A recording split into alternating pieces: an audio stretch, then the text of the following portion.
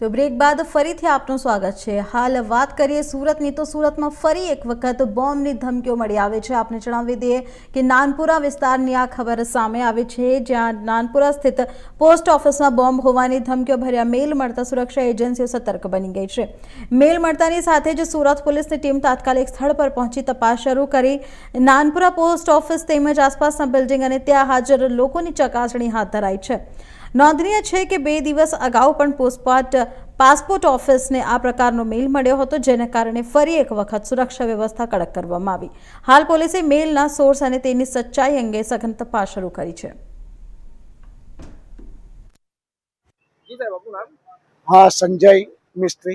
कई जगह पर ऑफिस में? हाँ, मारू नानपुरा में हूँ डेप्यूटी एसपी तरीके फरज निभावुं छुं।